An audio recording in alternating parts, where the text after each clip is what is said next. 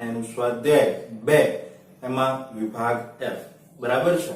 શરૂઆત કરીએ આપણે દાખલા નંબર 1 થી। અહીંયા મેં લખેલું છે જો કે વિભાગ F માં દાખલા નંબર 1 શું કહે છે રકમ પહેલા વાંચી લઈએ કે આંખ માટેના લેન્સ બનાવતા એક ઉત્પાદક એકમ એટલે કે કંપની એક દિવસ દરમિયાન ઉત્પાદિત થયેલ જથ્થામાંથી 25 લેન્સનો એક નિદર્શમાં લેન્સની જાડાઈ mm માં નીચે પ્રમાણે મળે છે તો આ માહિતીને સમાન વર્ગ લંબાઈ વાળા 5 વર્ગોમાં વિતરિત કરો। કેટલા વર્ગોની વાત કરી છે? 5 વર્ગ બરાબર છે। હવે તો આ માહિતીને સમાન વર્ગ લંબાઈ વાળા 5 વર્ગોમાં વિતરિત કરો। જો ઉત્પાદન એકમના અધિકારીઓનું એવું નક્કી કરે કે 1.510 mm થી 1.500 mm થી ઓછી અને 1.525 mm થી વધુ જાડાઈ ધરાવતા લેન્સ અને ખામીવાળા ગણવામાં આવે તો તમે કરેલ વર્ગીકરણ પરથી નિદર્શમાં કેટલા ટકા એકમો ખામીવાળા હશે એ જણાવવાનું અંદર કીધેલું છે। હવે સૌથી પહેલા તો આપણે શું દર્શાવવાનું છે કે લેન્સની જાડાઈ દર્શાવતું ઓકે એક દિવસ દરમિયાન અહીંયા લખી દઈએ એક દિવસ દરમિયાન ઉત્પાદિત થયેલ લેન્સના જથ્થામાંથી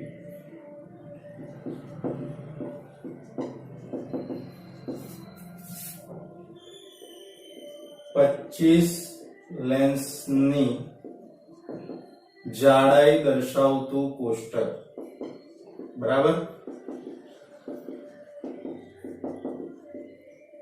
ઓકે જાડાઈ દર્શાવતું તમારે તો આવૃત્તિ વિતરણ તૈયાર કરવાનું છે ને તો જાડાઈ દર્શાવતું આવૃત્તિ વિતરણ બરાબર છે।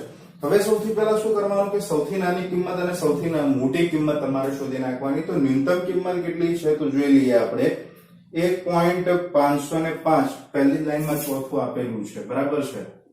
લઘુત્તમ જે કિંમત છે એ કેટલી છે 1.505 અને જે મહત્તમ જે કિંમત તમને આપેલી છે મહત્તમ કિંમત કેટલી આપેલી છે તો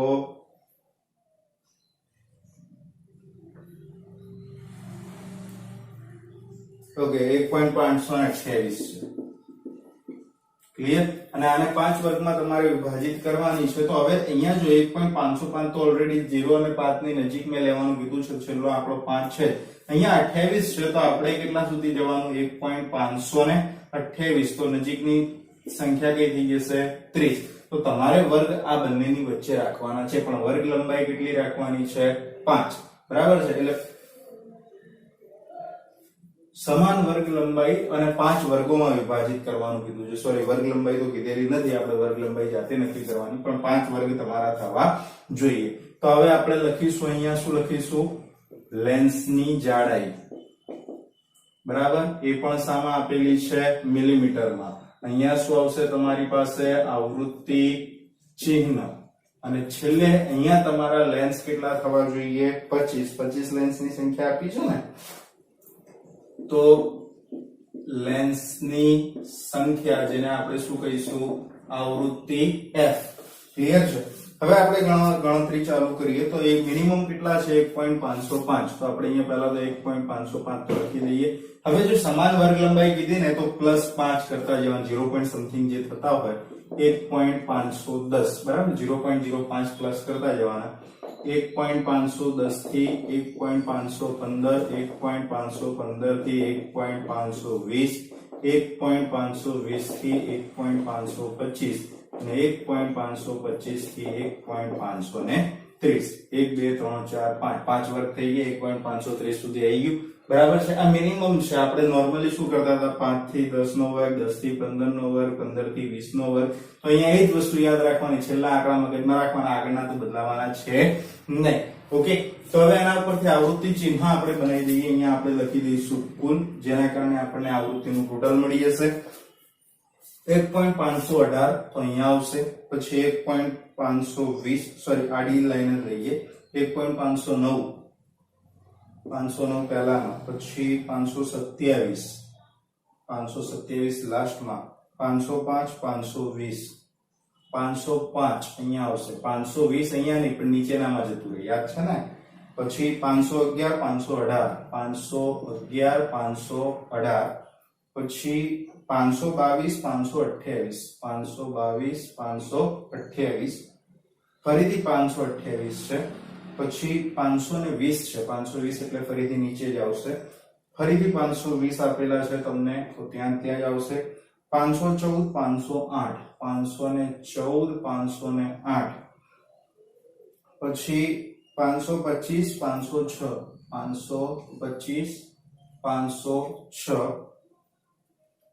519 523 એટલે આના પર ક્રોસ લાઈન થઈ જશે, બરાબર છે, 521 517 514 515 514 ને 515 અહીંયા 4 હતી, આડી એક ક્રોસ લાઈન કરવાની રહેશે 5 516 521 521 બરાબર છે, અને છેલ્લે કેટલા છે 507 તો પહેલી લાઈનમાં ક્રોસ થઈ જશે અહીંયા, ઓકે। તો અહીંયા તમારી પાસે અત્યારે હાલ આવૃત્તિ ચિહ્ન આવી ગયા છે, તો આપણે શું કરીશું, અહીંયા 5 અહીંયા 3 અહીંયા 5 ને 1 6 5 ને 2 કેટલા થાય 7 અને અહીંયા કેટલા લખીશું 4, તો 6 3 9 10 ને 4 14 ને 6 20 ને 21 ને 4 25, તો તમારી પાસે ટોટલ આવી ગયું n બરાબર 25। હવે તમને ગણતરી કરવાની શું માંગેલી છે કે ભાઈ 1.510 થી 10 mm થી ઓછા અને 1.525 mm થી વધુ લેન્સ આપણે જોઈ લેવાના છે કેટલા છે। હવે 1.510 ક્યાં છે, તો આ રે, એનાથી ઓછા એટલે આટલું જ થાય, કેટલા આપેલા છે 5, તો એ 5 લેન્સ થઈ ગયા, અને 1.525 mm થી વધુ, તો 25 mm થી વધુ એટલે આ વર્ગ થાય, કેટલા થયા 9 સોરી 4, એટલે ટોટલ 9 લેન્સ કેવા હશે, ખામીવાળા છે, બરાબર, કારણ કે એનાથી ઓછા કીધા ને એનાથી વધુ કીધા છે, ઓછા હોય તો 5 છે ને વધુ હોય તો 4 છે, તો એ ટોટલ સંખ્યા કેટલી આવી ગઈ છે 9। હવે તમારે એની ટકાવારી શોધવાની છે, તો ટકાવારી આપણે શોધીએ કે ખામીવાળા લેન્સની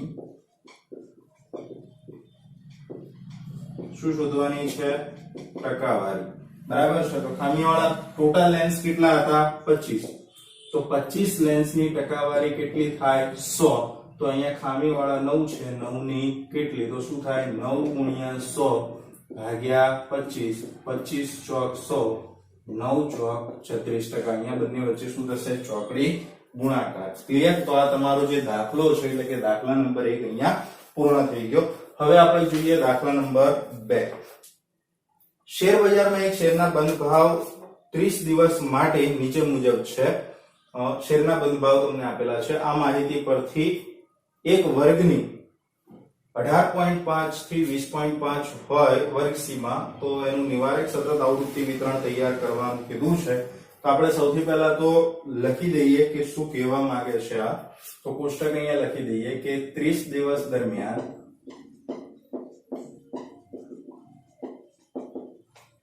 શું દર્શાવે છે, શેરના બંધ ભાવ દર્શાવતું, શેરના બંધ ભાવ દર્શાવતું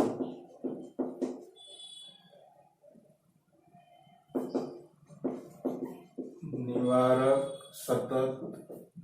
સતત નિવારક લખો તો भी ચાલે, આવૃત્તિ વિતરણ, બરાબર છે। હવે અહીંયા તમને આપેલા શું છે, શેરના બંધ ભાવ, તો અહીંયા લખવાનું શેરનો બંધ ભાવ, સામા આપેલો છે રૂપિયામાં, તો રૂપિયા લખી દેવાનું, પછી તમારે અહીંયા શું લખવાનું, આવૃત્તિ ચિહ્ન, અને છેલ્લે તમારે દિવસોની સંખ્યા લખવાની, તો અહીંયા લખવાનું દિવસો, શું થશે f, બરાબર છે।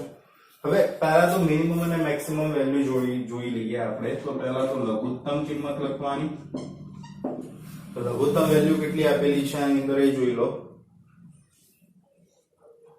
10.50 પછી 13.50 12.50, ઓકે 10.50 જ છે, અને મહત્તમ જે વેલ્યુ આપણને આપેલી છે, મહત્તમ વેલ્યુ કેટલી આપેલી છે,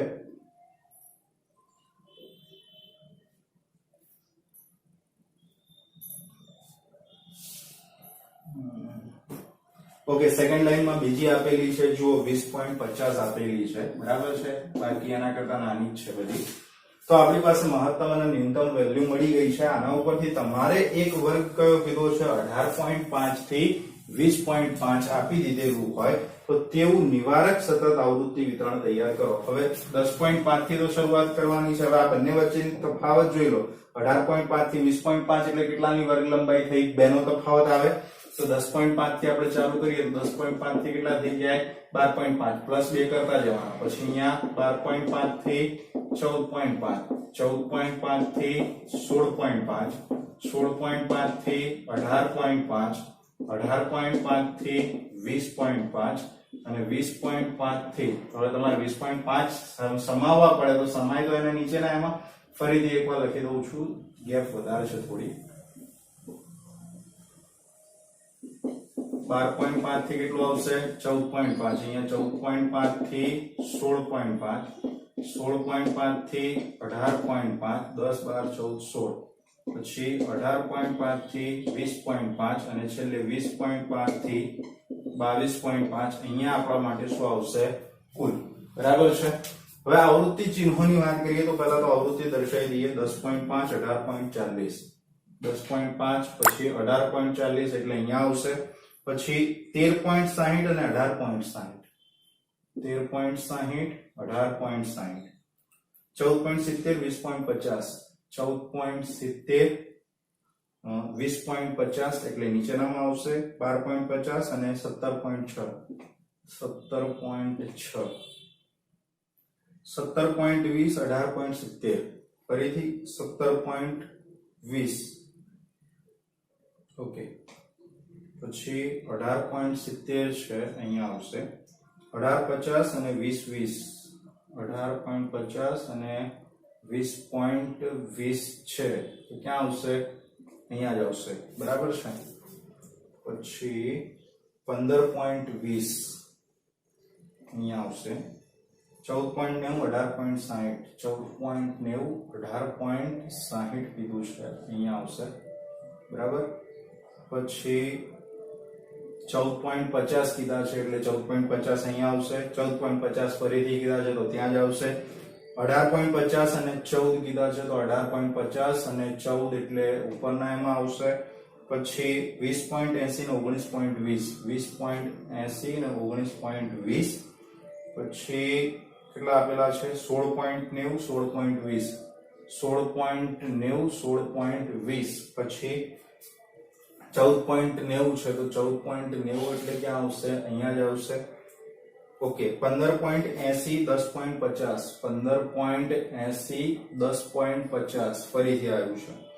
13.30, 19.30, 13.30 પછી 19.30, 12.50 ને 13.30, 12.50, સોરી અહીંયા ક્રોસ લાઈન થઈ જશે. 12.50 અને કેટલા આપ્યા છે? 13.30 તો અહીંયા જ આવશે ફરીથી. ક્લિયર છે? તો અહીંયા આપણું કોષ્ટક તો ગણાઈ ગયેલું છે. તો કોષ્ટકમાં આપણે આવૃત્તિ લખી દઈએ 2, 5 ને કેટલા થાય? 6, 5 ને કેટલા? 3, 8, 4 ના 4, 5 ને 3, 8 અને 2. ગણી લઈએ. 8 ને 2 10, 8 ને 2 10 અને 8 ને સોરી આ 6 ને 8 10, 8 ને 2 10 ને 6 ને 4 10. ઓકે, 30 થઈ ગયા છે આપણી પાસે. તો n બરાબર આપણે કેટલા લખીશું? અહીંયા 30. ક્લિયર છે? અહીંયા 30 દિવસ થવા જોઈતા હતા, આપણે દિવસોની સંખ્યા 30 થઈ ગઈ છે તો ગણતરી પૂર્ણ થઈ ગઈ. હવે શું કીધું છે આની અંદર? ક્વેશ્ચન આપેલા છે. એની અંદર પહેલો ક્વેશ્ચન શું કીધું છે? ચોથા વર્ગની મધ્ય કિંમત શોધો. ચોથો વર્ગ કયો આપ્યો છે આપણને? તો પહેલો, બીજો, ત્રીજો ને ચોથો. તો કેટલું થાય? મકી બરાબર ઉર્ધ્વ સીમા પ્લસ અધર સીમા ભાગ્યા કેટલા કરવાના થાય? 2. તો ઉર્ધ્વ સીમા કેટલી આપેલી છે ચોથા વર્ગની? 18.5 પ્લસ 16.5 ભાગ્યા કેટલા કરવાના થાય? 2. બરાબર છે? તો આપણે કરીએ 18.5 પ્લસ 16.5 ભાગ્યા 2 કરો એટલે 17.5. માટે મધ્ય કિંમત બરાબર કેટલી થશે? 17.5. ક્લિયર? પહેલો ક્વેશ્ચન પૂરો થઈ ગયો. બીજો ક્વેશ્ચન શું કીધો છે કે શેરનો બંધ ભાવ વધુમાં વધુ, શેરનો બંધ ભાવ વધુમાં વધુ કેટલો હોવો જોઈએ કીધો છે 16.50 હોય તેવા દિવસોની સંખ્યા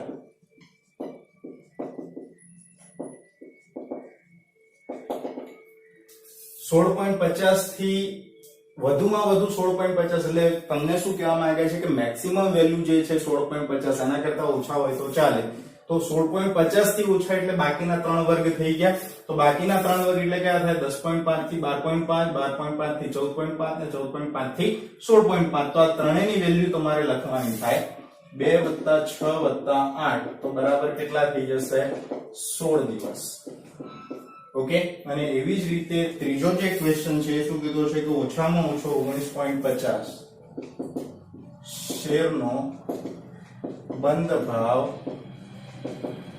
ઓછામાં ઓછો 19.50 હોય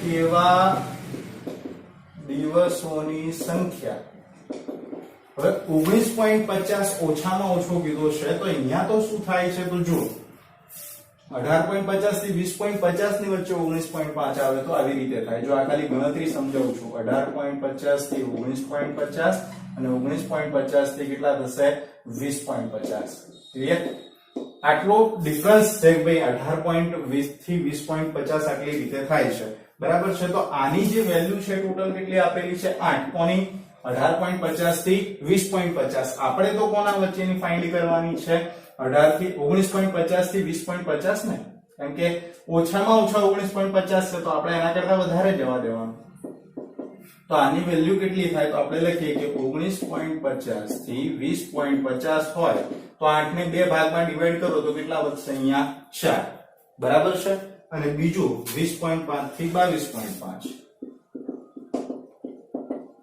એની વેલ્યુ કેટલી આપેલી છે આપણને 2 બરાબર તો એમ ટોટલ કેટલા દિવસો થશે 6 દિવસો બરાબર તો અહીંયા આપણો દાખલા નંબર 2 પૂર્ણ થયો વિદ્યાર્થી મિત્રો આજના લેક્ચરમાં આપણે સ્વાધ્યાય 2 ના વિભાગ F નો દાખલા નંબર 1 અને 2 અહીંયા પૂર્ણ કર્યો છે નેક્સ્ટ લેક્ચરમાં આપણે એના દાખલા નંબર 3 અને 4 પૂર્ણ કરવા પ્રયત્ન કરીશું એ સાથે આપણું અહીંયા સ્વાધ્યાય પણ પૂર્ણ થઈ જશે અને ત્યારબાદ આપણે બીજા અન્ય ચેપ્ટર્સના વિશે ચર્ચા કરીશું ત્યાં સુધી અસ્તુ